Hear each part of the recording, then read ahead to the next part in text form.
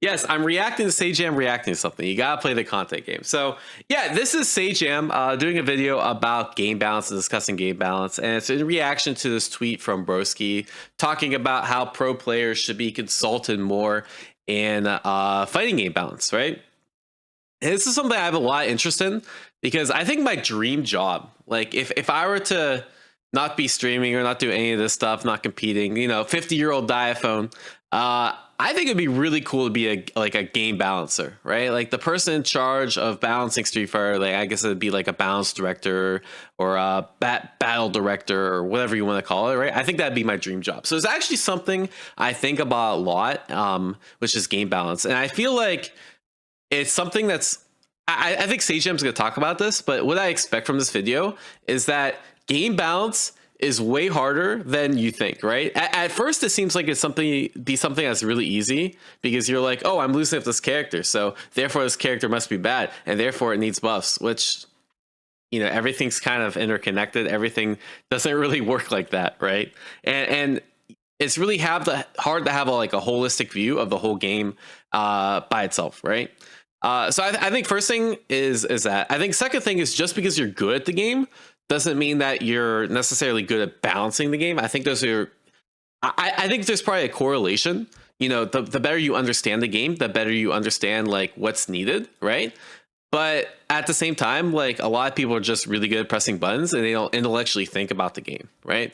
And therefore, just because you're good at the game doesn't mean that you're necessarily going to provide good balance. I think the third thing he's going to touch on is I think a really good game balancer, you need information from everywhere, right? And it's kind of like the same thing when I make YouTube videos and I get feedback from them, and some of the feedback's really good and some of the feedback's really bad, right? And so it's like someone that's a really strong game balancer is going to understand that you have to take the good with the bad, and you have to understand like why people are giving you certain feedback, because while they might say, oh, how do I say, Dizzy feels weak, she needs Wings of Light needs to activate in 1 second or some, I don't know, some shit, right? Like that. And that would make the character absolutely busted. Meanwhile, it's like there is actually something that needs to be done. It's just the player doesn't know it. And you need, as the game designer, the game balancer, you need to figure that out. So I think he's going to touch on that stuff. I'm really curious to see where he goes with this. And let's take a look about the goods. And I can tell you some stories and give you some impressions and thoughts from someone who's dealt with this before. Broski posted this. Yeah, I will say, as someone that has also helped balancing a couple games, let's put it that way, people give shit takes, and it's pretty hard. After I think that's what Sajam's referring to too. Balance patch came out, and like a lot of people have had opinions about balance for games and said, I've been saying this for years now, but in the wake of several truly awful balance patches for multiple fighting games, it is crazy to me that more devs don't hire players as consultants, something which is commonplace in basically every other esport. Now, I will say first and foremost, this is actually not true. I think basically every fighting game hires consultants of some kind, former players working on the balance or working stuff like that, right? I mean, the first one I knew of was Shige, right? When Shige did the Shige oh no in Evo, he was wearing a Street Fighter 5 shirt. He is a game balancer. He's a very strong player. Shige going and working on Street Fighter 5, and also they've had Seth Killian and Combo Fiend going into Capcom. Katano for Strive, right, as a good example. I mean, TXKO has a team whose job was to actively help balance the game. 4 people whose job it is to play the game and find disgusting, gross things and just show what's possible if you have capable players playing it. I mean, Komone is an active player. He's very good, and he's obviously there. Every game basically has people like this, and active players are very often consulted and brought in. And as he mentions, I don't think any dev team is or should just like hear the person go, hey, these changes suck, you should buff my character more and nerf this character more, and then like, okay, cool, let's just blatantly listen to what insert top player here said about the game. Like, I think, as always, if you're the developer for the game, you should have objectives and visions and guidelines that you are following, and you should make changes in line with that. And if something is slightly out of whack or it needs to be changed one way or another, or someone gives you interesting insight or feedback about something, go ahead and make changes if it coincides. Yeah, I generally agree with that. Now that I think about that, I think I kind of forgot about all the instances that pro players have been used. There was I think it was a Justice 1. banned the testers. So there's a bunch of testers, for Injustice 1, which if you guys know, Injustice 1 was like one of the most broken games on launch ever, right? And people were calling like, hey, we need to ban the Injustice testers. I can't really find anything like that on here, right? But now I think about it, Injustice 1, like these guys didn't, I don't know if they just didn't do a good job of testing because Superman was fucking busted. You know, he basically had like block infinites. Or you know, the testers like purposely like kind of hinted in the way that they wanted Superman to be really strong because that was their main. I don't know, but yeah, I think pro players have been used for a while, right? And I don't think necessarily that the blame falls on the pro players for Justice 1 being completely imbalanced, right? I think part of it is, you know, Mortal Kombat, they're more interested in selling to casuals and maybe they didn't quite have balance in mind. And two, right, like Sajam was saying, it's really up to the game designer to kind of take the feedback in a meaningful way, right? So I think it's kind of shared blame when the game becomes non-balanced. With the vision of the game that you have, but you shouldn't just be like, okay, this person says this is too broken, let's go nerf it. I've obviously gone in and done stuff like this for games in the past. I went into a big test where a bunch of people got to try a version of a game that was going to come out. This is like 10 years ago. This is not 2XKO related. I can tell you a 2XKO story after though. The first thing I did was go in and within like 30 minutes of playing, I already found something that was just like way too degenerate and good for my character. And I was like, hey, this probably can't stay this way. Just watch the way I'm playing. Like, what do you think about this?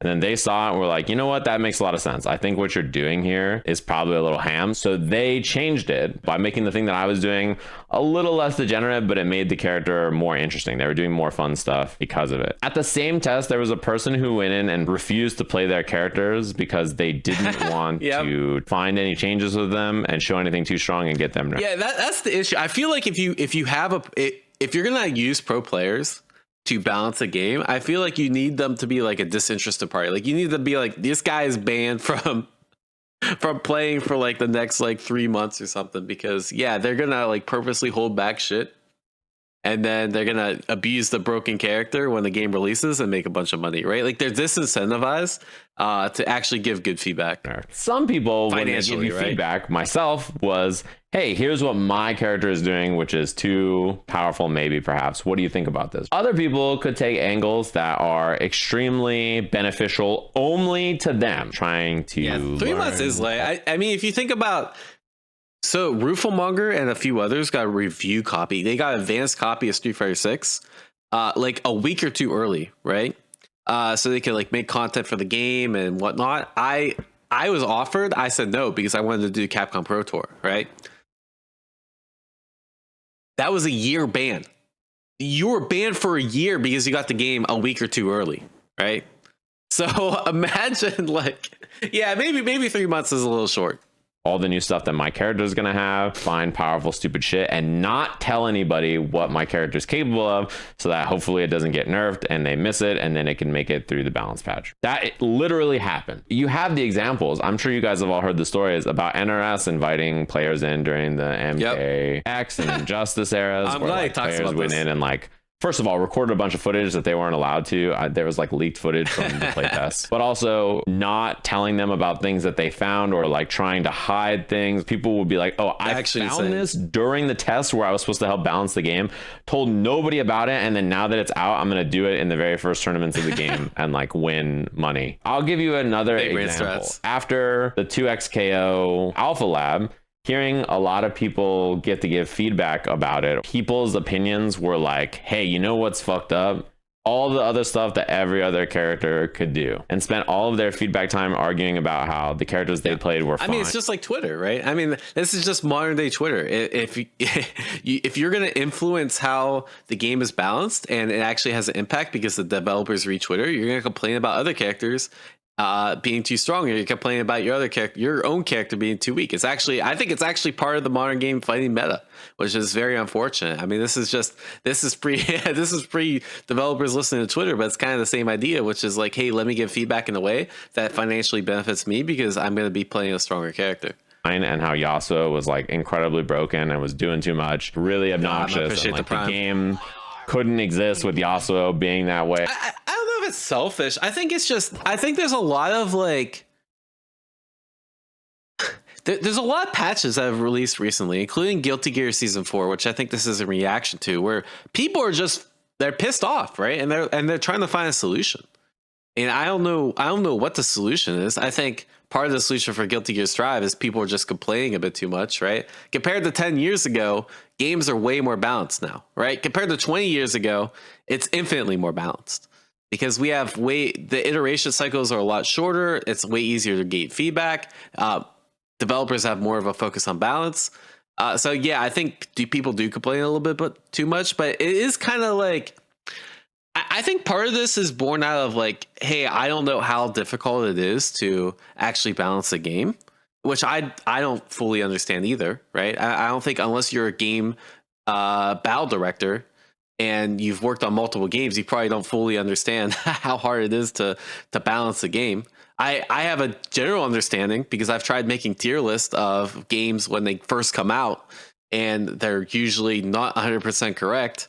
And meanwhile, I'm like a top player and I can't even figure this shit out. How's a game designer supposed to figure this shit out, right? I don't know. So I think it's I think this tweet's mostly born out of like, hey, why do we, it's the year's 2024. Why do we keep seeing patches that are fucking imbalanced? So it was not even that crazy after people played the game and like he was fine, and it's often very easy to like only view the game in the lens of like, dude, what my opponents are doing to me is so gross. Well, the stuff and I also think like, I think it's a very fair post because if you ask me right now, who is Capcom consulting for Street Fighter 6 as a top player? Who is Capcom? I mean, Arc System Works consulting for Grand Blue or Guilty Gear? That's a top player. I can't tell you. I don't think they are. I straight up don't think they are. I think they have in-house players like Hoochu that are very good at the game, right? But one or two strong players, it's not a very comprehensive look, right? I'm doing, it's pretty, like, there's counterplay, it's fine.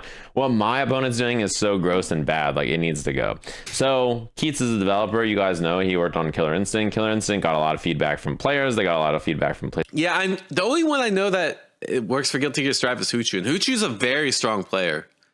And I know he works on that kind of shit, because he's actually banned from playing in tournaments, right?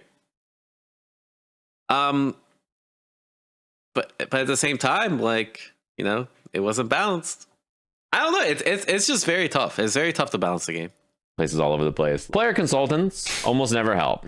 Very few of them can put aside self-interest enough to give they definitely have good players. Feedback, and often their asks are. The issue is, like, you have to think the internal dev team is like, you probably have like 5 to 10 good players, right? Between consultants and between high-level players that are on the team. When you release a patch, you're releasing it to 1,000 good players. The amount of feedback you get is exponentially higher. It's way easier to figure out a meta when you're not in your own little bubble, right? Extremely self-serving. It can work, and he's used them, but requires the right player choices and a confident, strong balance director. Many teams try to use statistics and math to guide balance, and this is also a mistake. This is all his opinion about it, by the way. Balance isn't factual, it's emotional. Without a leader that understands the games, the players, the psychology of all, it's blind darts. The point he's making here basically is, you can't just balance the game by like trying to make all characters the same power level. You have to understand how people interact with these characters in the game, how they interact with each other, how people feel fighting against these characters, which characters feel better or worse to be certain kinds of ways, like how it makes you feel, right? There's more than just the raw data of it. Good balance has a lot more in common with musical composition than it does AP statistics. It requires harmonious choices. I'd agree with that. Imbalance of volume and frequency. And I'd agree with that. I think it's really easy to look at the stats and you can look at win rates. I mean, keep in mind, like, rating update, right?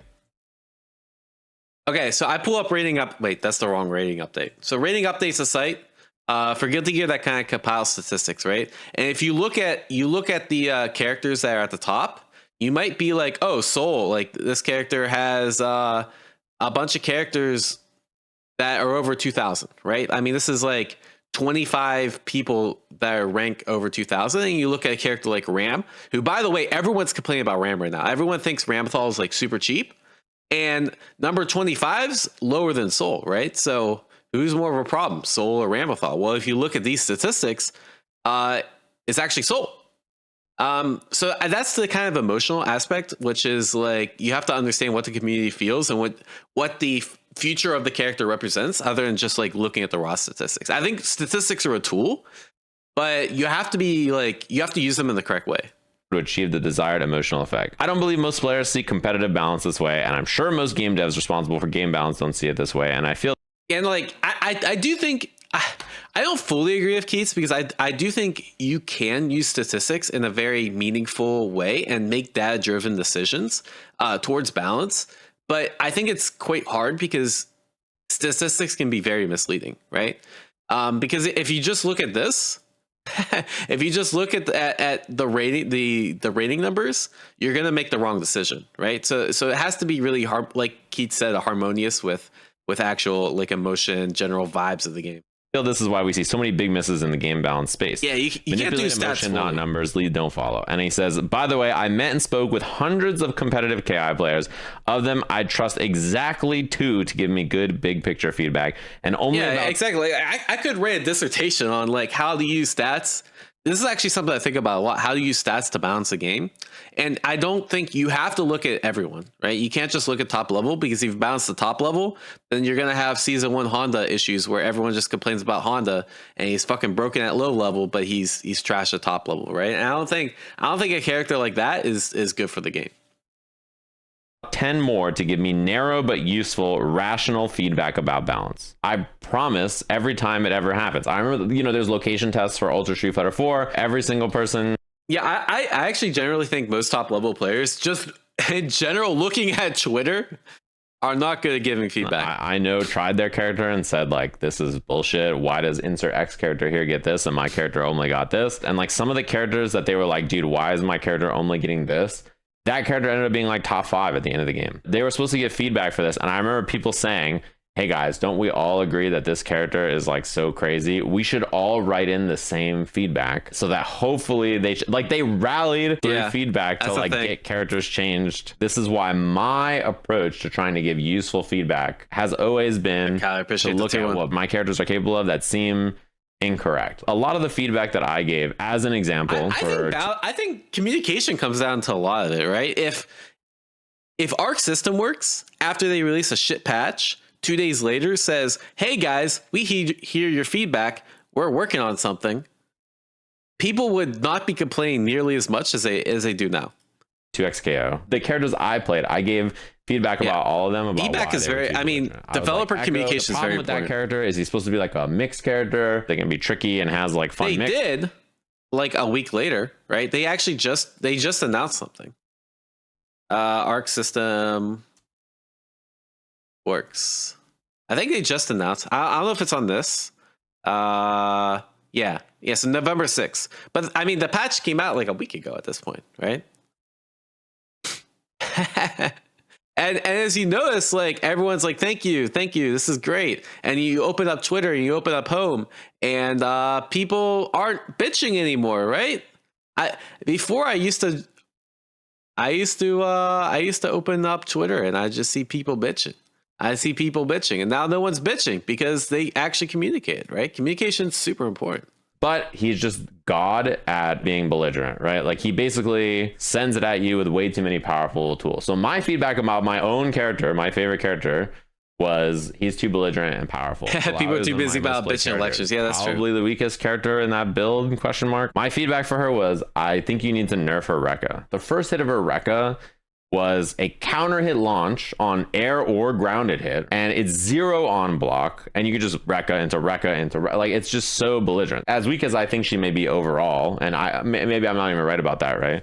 I think that the character is just a little too belligerent in that end. I wish some of the power was somewhere else, because so much of the character felt like dash Rekka, right? I started by looking at my own stuff and thinking what is too powerful about what my character is doing, what they're doing in relation to the system, and then you work your way outward afterwards. It's really difficult to give like a big picture view of what this is all like, right?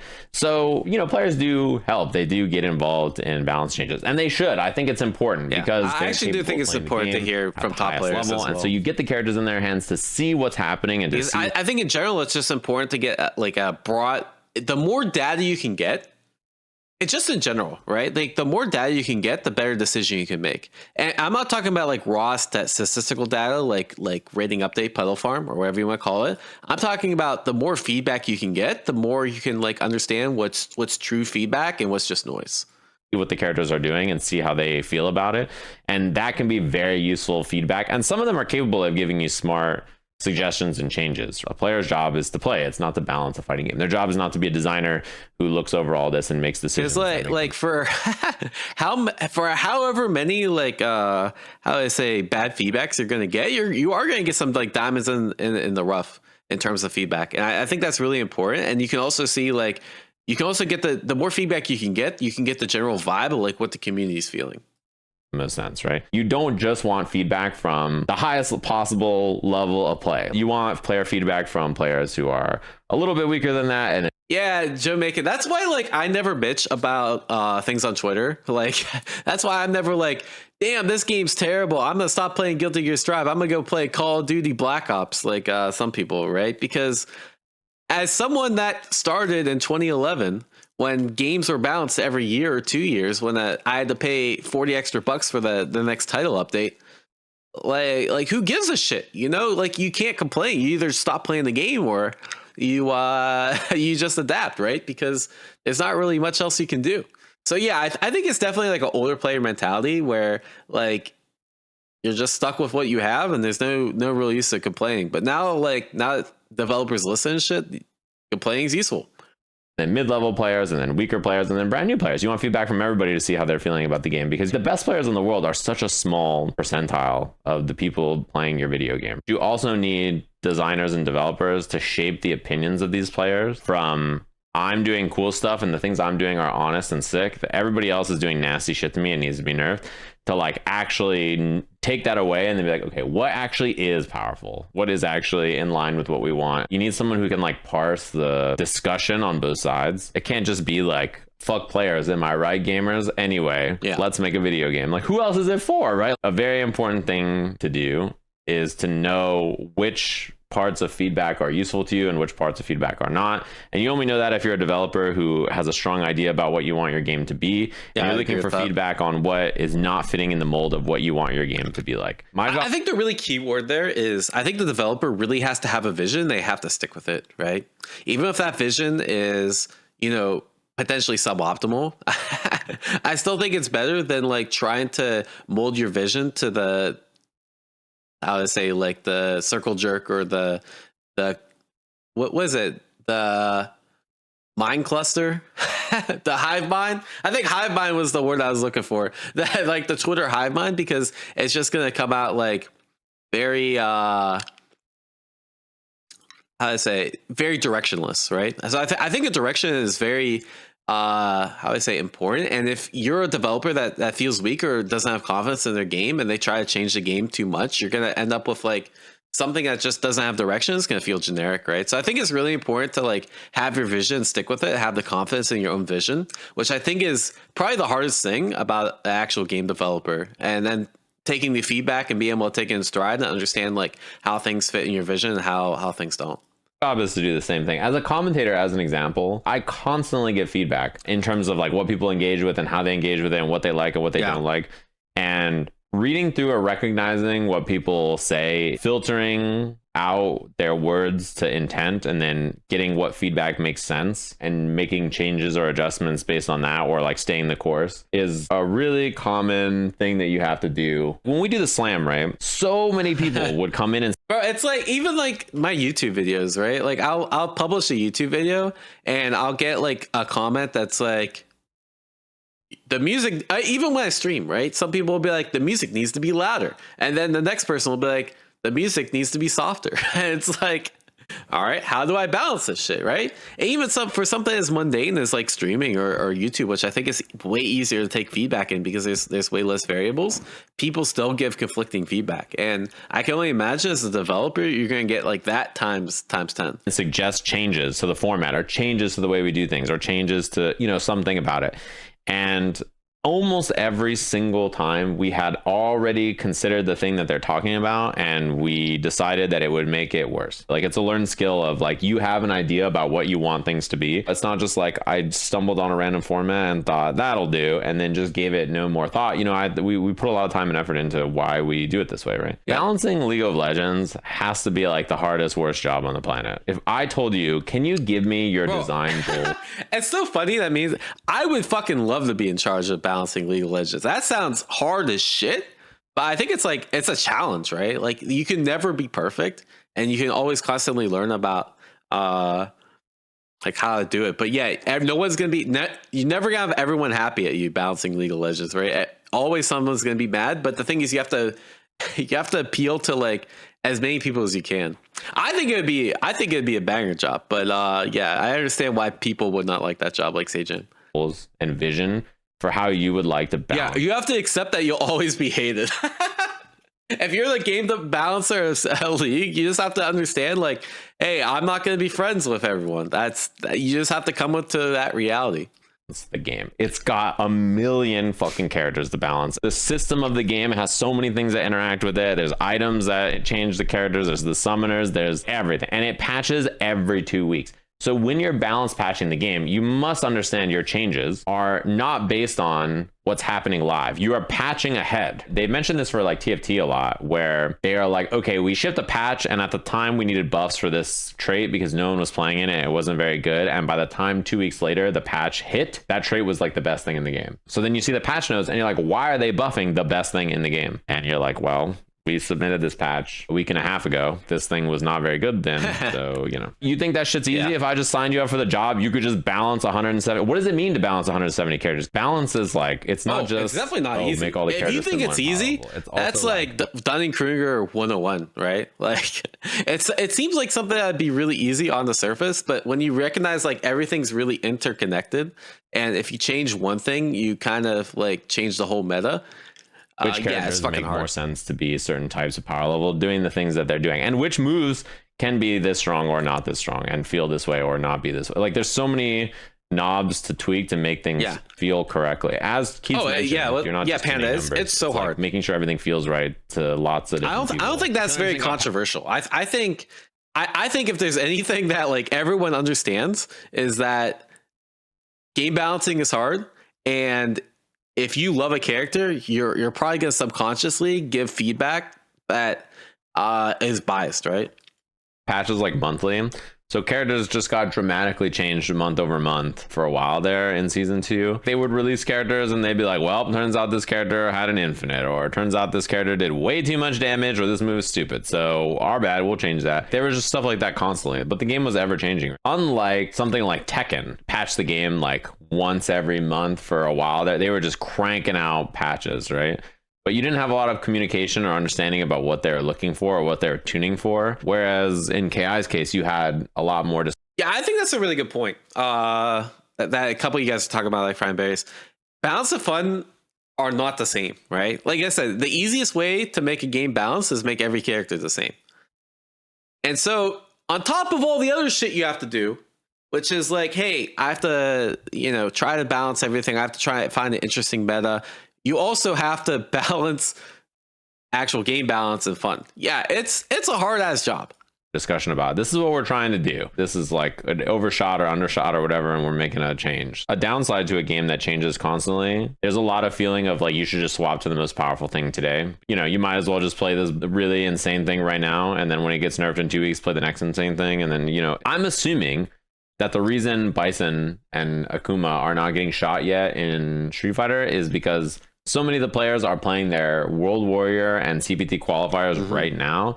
So shooting these characters now just doesn't make sense, given that all the qualifiers. It is, I was actually talking about that. It is a crybaby era right before the finals. There's stability in this kind of a thing, which I think some people value, but there's also just like, I imagine it's very difficult. All right, cool video. I think a couple other things I want to touch on, right? That I'm actually surprised he didn't touch is, I think one of the most important things about game balance that is kind of independent of people that you bring in, like consultants, is communication, right? I think people are a lot less salty. Like, if I knew that a Arxis patch was coming out in a month, then I could prepare for that, right? Then I could be like, oh, let me keep playing Dizzy because I know she'll probably get buffed in a month, right? But and same thing with Street Fighter. Like, do I switch to Akuma because he's broken right now? Or do I stick with my own character because I know that they're releasing a patch right before Capcom Cup in January? We don't know. No one announces patch schedules, right? And I really think a lot of the game balance issues could be resolved by communication, right? Is then you actually then top players know whether they should switch or what like adjustments they need to make, right? And I think that's the number one place where I think the fighting game community is dropping the ball. I think games inherently are going to be hard to balance no matter how many pro players you bring on. So you need to mitigate it in ways that, one, make the game more fun, and two, make the game competitively easier to play by communicating. Yeah, but that's pretty much it. Yeah, I think cool video. Players definitely directly influence game balance. I'm surprised you didn't talk about people tweeting it all because we know developers read Twitter and they're definitely influenced by it. But yeah, it's a really interesting thing. I was like in my mind palace. I'm like, if I was in charge of balancing this game, what would I do? And it's hard. It's really hard. In my opinion, what fighting game had the best balance over time and ended in a good spot? Street Fighter 1, of course. Yeah, Street Fighter 1. Yeah, right? If the characters are all the same and everyone's the same, but like, bro, you can't get more balance than this. Bro, it's just you're just doing the same thing the other character's doing, right? No balance patch was even needed.